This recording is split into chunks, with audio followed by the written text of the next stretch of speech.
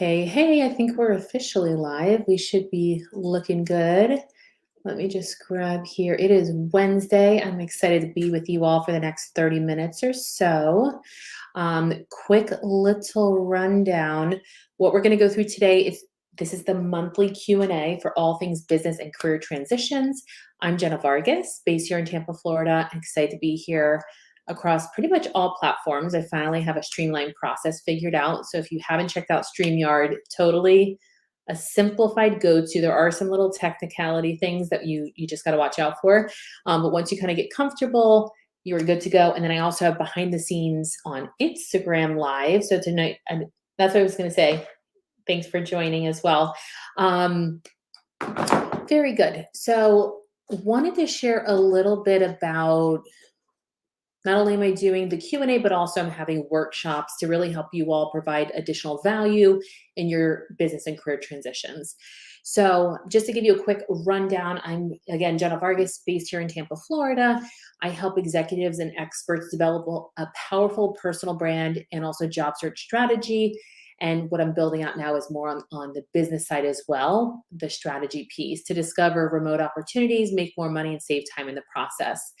Part of this kind of additional direction or stream of what I'm looking to focus on is really helping executives and experts, specifically women, escape the corporate 9 to 5 by creating an online service-based consulting/coaching business to really create that freedom lifestyle. So think about financial and time freedom, really to be able to replace their six-figure income, really monetizing their expertise within about 6 to 12 months to build generational wealth as a lasting legacy. So I've spent the last week or so really getting more clarity and refining that. So as I build out the podcast and other content online, you're going to start seeing this kind of blossoming. So I'm going to let it happen organically, not going to rush anything, but I'm excited to be here for Q&A today. Feel free to drop your questions in the comments. I have a list of common questions that do come up, but I'm happy to throw into, let me just look here, into the chat section if you want to drop in where you're calling in from or where you're checking the live out from. I'm based here in Tampa, Florida. It is finally warmed up. It was about in the 40s. Now we're probably 70s, 80s. So let me grab, so I like to pull that up here so you can see it. Definitely add your questions. First things first, how can I create a vision for work and life harmony before determining my next career move? Let me just make sure. All right, so that first one, how can I create a career vision for work-life harmony? So we had a similar question previously, but really identifying kind of having that quiet time for journaling, meditation, and self-reflection and thinking about where do I want to be in the next 5 years? Where do I want to be in the next 3 years? And then backing it out to the next 12 months to a year. So really painting that picture of what does that look like realistically to everything from I like to reference the wheel of life. So everything from my career and business to my relationships to spirituality to um, health and wellness, finances, etc. So really looking at it as a holistic picture and where do you want to go and kind of reverse engineering that a bit backwards. I think that's definitely a great question. If there's any follow-ups on that, you can definitely let me know. So the next question I have that's coming through here, we have, let me add it to the screen. All right. The next one is how can I improve my resume and cover letter to stand out to employers? So there are some people that might be on that are looking to do consulting work and they still use a resume and cover letter specifically for positioning themselves as an expert, right, in their space. So how do we use that? Definitely the best way is first and foremost, recruiters or hiring managers typically have about 7 to 10 seconds to check out your resume in what's called like an ATS applicant tracking system. Cover letters, I would say for certain groups and certain levels, that's going to be a priority of importance. But if we're focusing more so on the resume, definitely doing something a little uniquely different. to really consolidate and communicate your value add, right? So those could be things like accomplishments, key highlights, achievements. These are things such as how we position our personal brand and how we show up.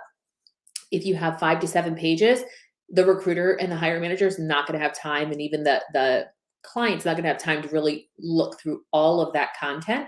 So as much as we can consolidate that to 1 to 2 page universal resume is going to be so helpful. And then also your LinkedIn profile is going to be super beneficial to have as well, to make sure that you are communicating in the most concise manner, as well as like on the resume, the design is also important. How are we laying out the information for the reader or the audience, I like to say, to digest that information? So hopefully that gives you a little bit of direction. I have a lot more to share on that, but at least that kind of gets you going. I'm looking at the next question that's come through. Give me 1 second. What is it? Okay. So this is kind of a follow-up question to that initial question. So some of you might be like, hey, I don't understand what is a personal brand when it comes to the job search or when I'm looking for lead generation as a consultant, etc. So I like to kind of cross it over into both worlds, whether you're a W-2 employee or looking to do 1099 consulting contract work, etc. So what is personal branding, and how can I develop a strong personal brand to enhance my job search? Great question. So what is a personal brand? It's how we show up as a authority or thought leader in our space, right? So this could be everything from resume, cover letter, LinkedIn profile, social media platforms. This could even be a website where you have work samples, portfolio, case studies, etc. So really it's all about how we're packaging our valuable experience and expertise. And if you're a leader, maybe that thought leadership piece component as well. So as you kind of develop your career, you're really gaining more experience and expertise and honing what you're really talented and great at, right? So what comes naturally to you that you really enjoy doing, and kind of honing in on that, whether that's your passion, your purpose, kind of your God-given talents in that direction. And then how can you develop a strong personal brand, making sure that you're really consistent across how you're messaging. So whether that means across social platforms, on your own website, how you're showing up if you are sharing any organic or new content, organic or repurposed content from other leaders in the industry, making sure that, the look, feel, style, font, color tones, the brand is really cohesive.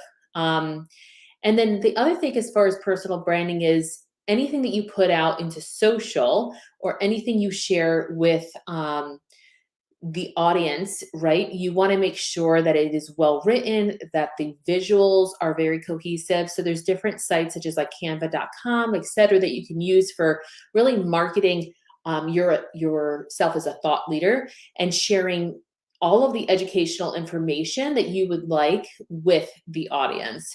Okay. So I'm going to take that one out. Let's look to see our next question in the chat. Let me look here. I'm going to add it. Okay. So what are the most effective job search strategies, including online job boards, networking events, and referrals? Hands down, I'm going to put this one on the screen. Referrals are numero uno.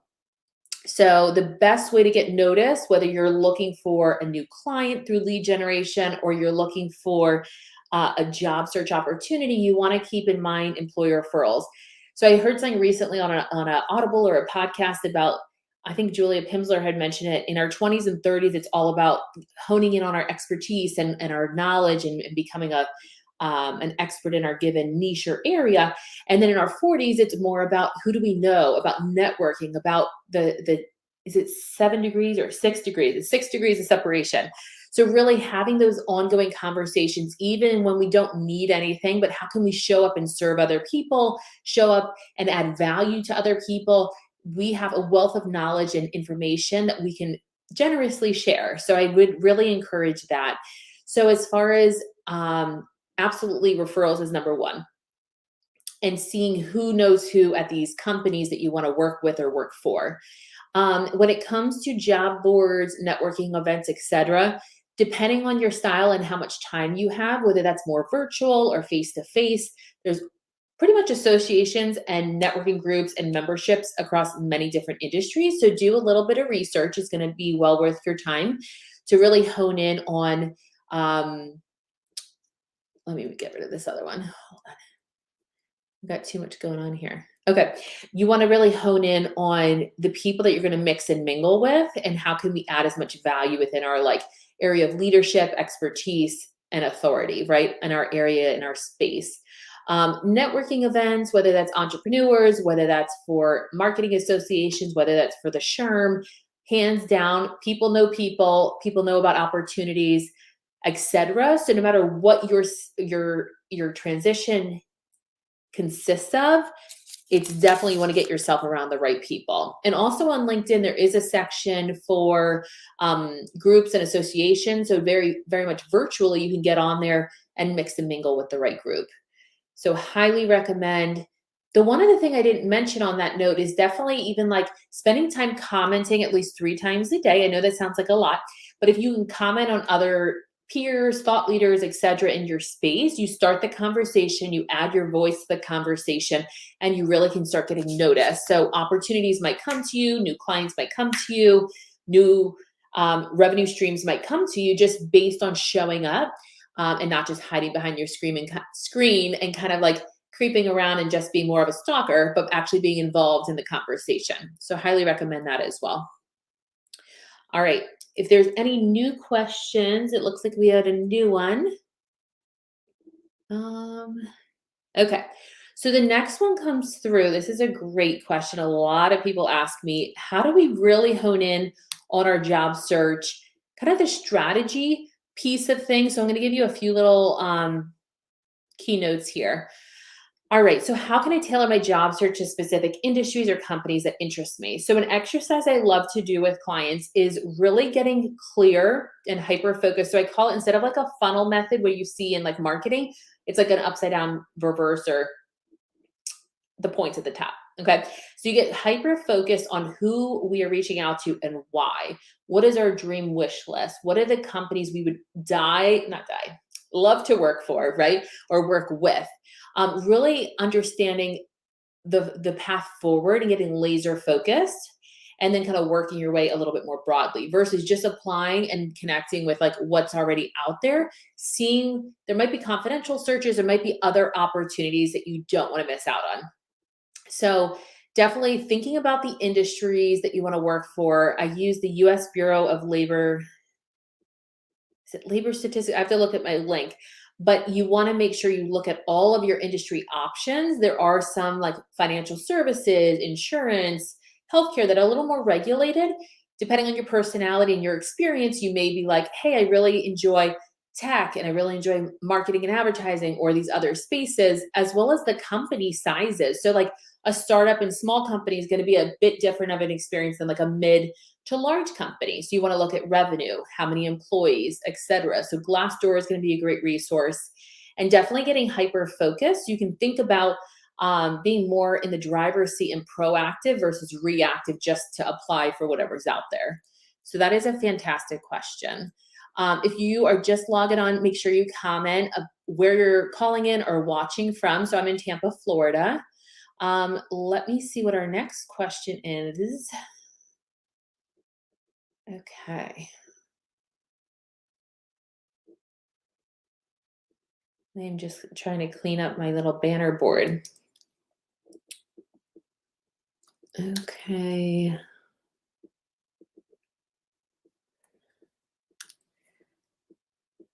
All right, so this is a great question that just came through. Thank you so much for asking it. I'm sure a lot of us are thinking about this, but how can I negotiate my salary and benefits effectively once I receive a job offer?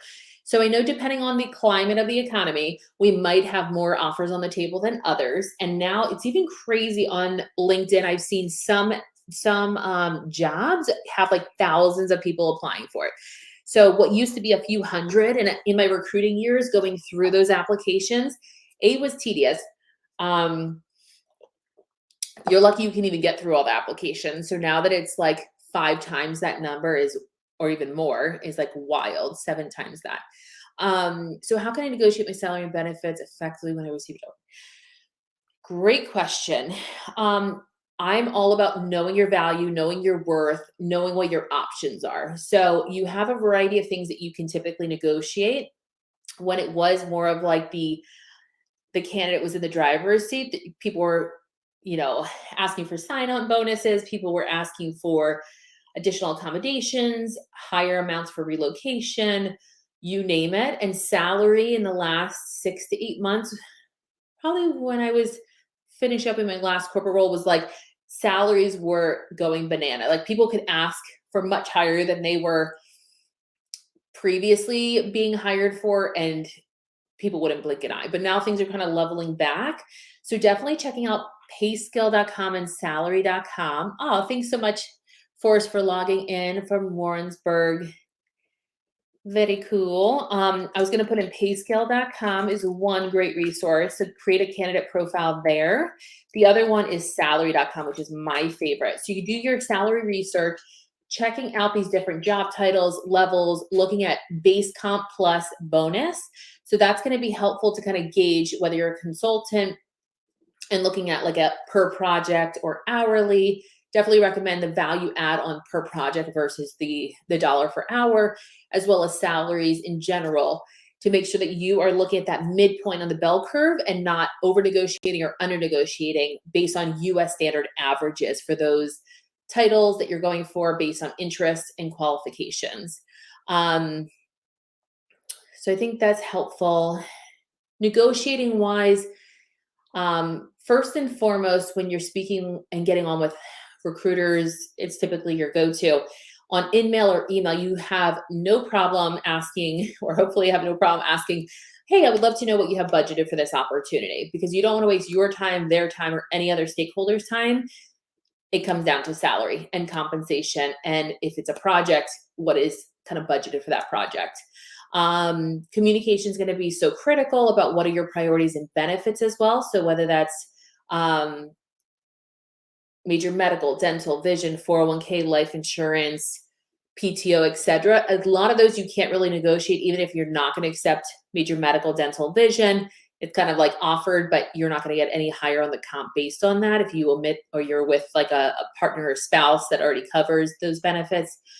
The only other thing I could think of is some companies have specific like PTO. So if you came from having like 25 days and now you're only going to have 15, they may be able to meet you at like a 20-day PTO kind of a thing. Hopefully that's helpful. If you have any other questions on that, feel free to comment. Would love to know where people are calling in from. Give you a quick shout out. That would be beautiful. All right, so let me hide that one. We have a few more questions coming through. I'm going to check on Instagram. Any questions, Lucas, Marilyn? Thanks so much for joining. I love to see all your beautiful faces. If I could actually see soon enough, I'll be doing like more some interview style. So I'll actually have some beautiful faces on the camera. And if you would love to be a part of like my monthly workshops, etc., that are aligned with like business and career transition and strategy, definitely shoot me an email at Jena@jenavargas.com. I will put that on the chat. And I would love to get you scheduled. I'm getting super focused and prioritizing before. I'm at 28 weeks pregnant, 12 weeks to go. And I'm just so proud of myself trying to like just cheer on the small wins and like completing little projects or completing X, Y, and Z to help serve in a larger capacity. So just trying, I always have a moving target of like goals and achievements, but I'm, who did I speak with? I'm trying to remember. Just like celebrating the small wins. So I would totally encourage that for you as well. All right, so let's look here. The next question. This is a good one. So thank you for sharing. What is the best way to follow up with employers after, an interview or application? So this really could apply to prospective employees and consultants, etc. Like people get intimidated of like, hey, Jena, I don't want to stalk the recruiter or the client, etc. What is the best way to follow up? So for sure, I'm all about communication. So I think I learned a lot of that through recruiting of Communication's key. Recruiters are overwhelmed a lot of times with so many applications, so many people to follow up with. So I would totally encourage you to make sure that you are doing your due diligence, whether that means typically an email follow-up, if not maybe an in-mail, which is another warm way to kind of touch base. But I would say once a week, typically if they give you a general time frame of like, hey, it's going to take us 2 weeks to kind of wrap things up or to move things forward, or things are going on hold, you want to just make sure that we're respectful of the time frame that they've given you. But if there's not much clarity there, you absolutely, I would say like a Monday, Wednesday, or Friday once a week, just check in. Hey, I'm really excited about the opportunity. Would love, to continue to next steps. Look forward to hearing back from you. So I have some different templates that I work with my clients on for follow-up communication, email, in-mail. But you've got to continue advocating for yourself as you would in like a campaign, right? So until you get the offer or get the project or the opportunity, ooh, there goes my tripod. It's up to you to do something uniquely different than others to really stand out. Okay, perfect. And after your application, some ATS applicant tracking systems, such as like Workday, iSIMS, I believe you can check on the status as a candidate to kind of see where you're at in the workflow, in the candidate experience, kind of where you're at in the process. So a lot of times there's a lot of technology behind the scenes that actually could be utilized, so you're not having to wait on a recruiter to respond, because they get so many emails. So just have grace and be patient. But they typically do appreciate the follow-up. So not everybody does it, but I'd highly recommend it. Let's see if we have any more questions coming through. I'd love to see where everybody's calling in from or checking out the live from. Okay, I love this question. All right, so let me remove this other one. All right, so the next question is, what is the best way to follow up with employers after an interview or application? I just did that one. My copy and paste didn't work. Let's see if this works now. We're looking good. All right, how can I effectively market myself to potential employers through social media and online platforms? I'm realizing how much I love digital marketing. So this is my space of like, it lights me up. So how can I effectively market myself? So what I'm learning and teaching is definitely kind of simplifying and streamlining the process to become a thought leader or authority in your space, right? So even if you're not looking for employment right now, you want to build out almost like a portfolio or examples of like kind of a trail of what you've been doing, what you're working on, et cetera, to kind of take people through that. So I've had a discussion yesterday with a gentleman at an executive level, isn't looking, he came back from retirement. He's working in an executive role. He just wants to really put out pieces of like thought leadership and stuff across like social platforms, starting with LinkedIn. So I would definitely recommend using like a canva.com, et cetera, to really put out. I like canva.com. I'll put it in the chat, as well as Big View. And I will drop that in the chat as well. So with those resources, you're able to really create, whether it's real short stories or just some still images, and also using ChatGPT to kind of come up with specific like information, educational information, facts, quotes. I have Bible verses, etc., that you can share with your audience. You have to figure out, who is my target audience? Is it just recruiters, hiring managers, if you are a job seeker, or if you just want to put yourself out as an authority thought leader? Definitely, you want to make sure you're building your network on LinkedIn through connection requests and putting a 300-character note, which I have some templates for as well. But building out your network so that way the eyes that are seeing that, whether that's future clients, future employers, future whoever it is that you're trying to communicate with, is already in your network. So they're seeing whatever you're putting out there organically, or if you're doing a newsletter or putting out an article. So you want to definitely get crystal clear on who is your target audience, what do we want to share with them, and how frequently. So there are ways of like scheduling on LinkedIn easily, or using other softwares like Hootsuite or later.com. And even Canva has a free, I think if you have the $12.99 paid version, you can actually schedule out your content as well.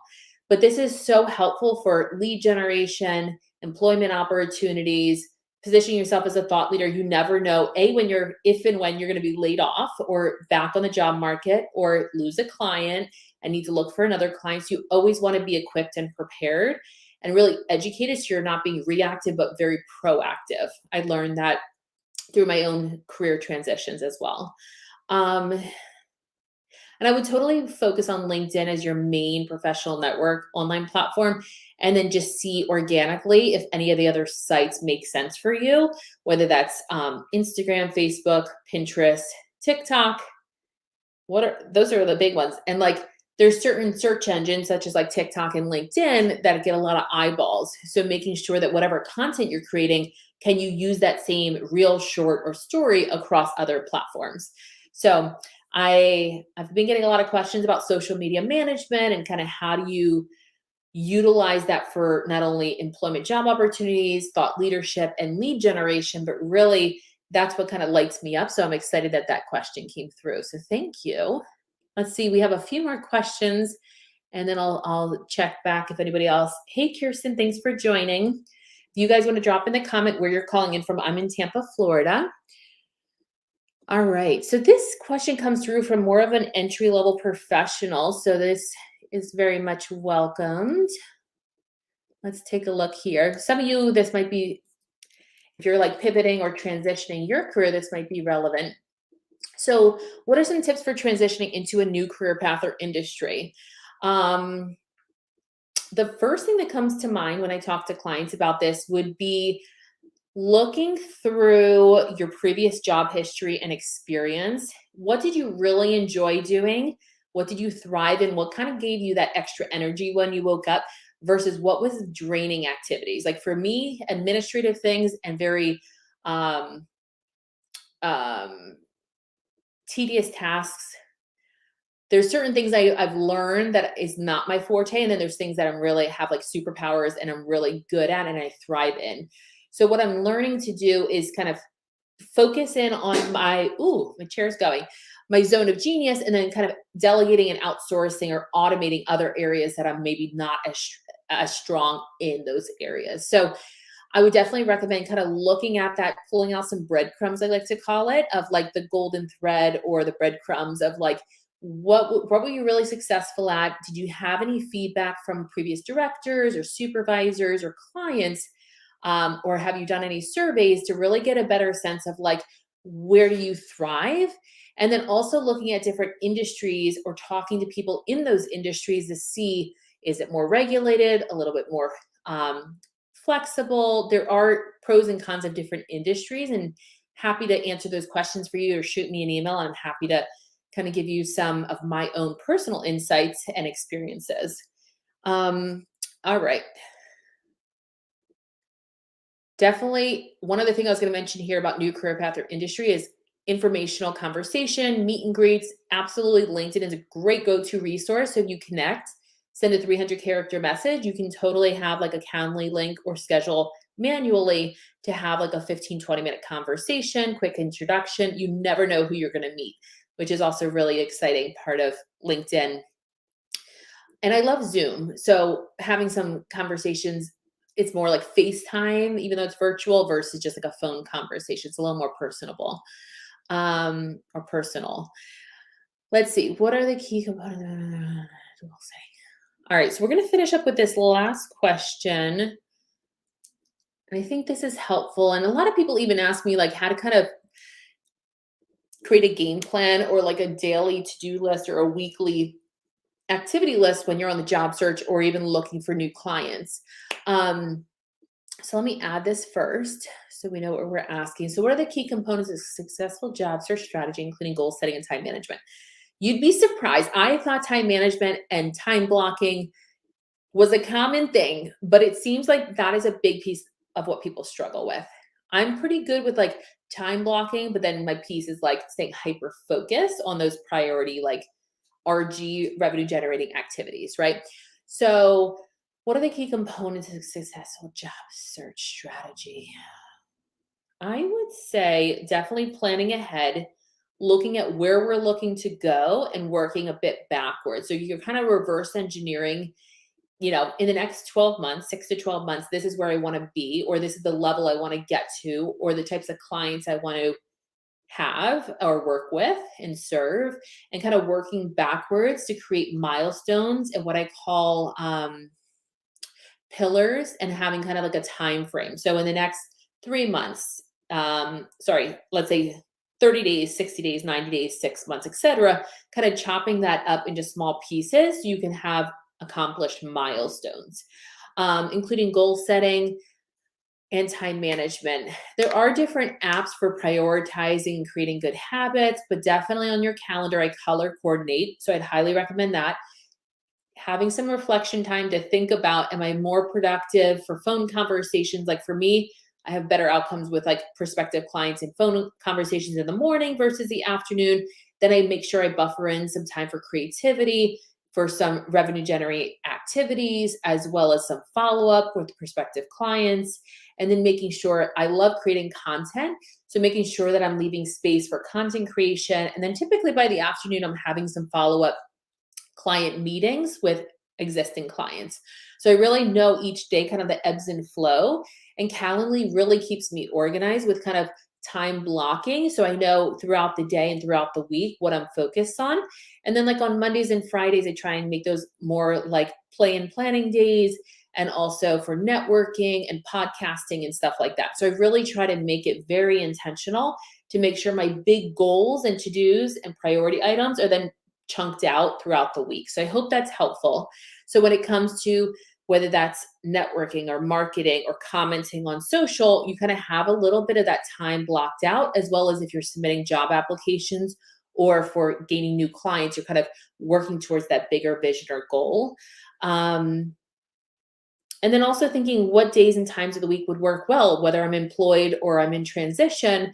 When do I want to actually be having those interviews? So making sure you're at your peak, you're prepared. First impression is going to be most important. And making sure you're not exhausted and just booking client meetings or interviews back to back. So hopefully this is super helpful. I'll see if we have any other comments or questions here, but I really have enjoyed the conversations and appreciate all of the activity and everyone joining here. And thank you, Forrest, as well for joining us. Oops. I'll give it another minute or two if there are any other questions, but this has been so valuable. And then I'll be back in 2 weeks with the next workshop. So stay tuned for that. I try and consistently do bi-weekly at 2 p.m. I'm going to see how else I can use StreamYard for additional like value and content sharing and all of that good stuff to really engage with you all. But would love any ideas or inspiration of how to best like show up and serve you all. So really enjoyed the conversation. Hope you all have a great rest of your week. I'll see you back here in 2 weeks on a Wednesday. And have a great rest of your week.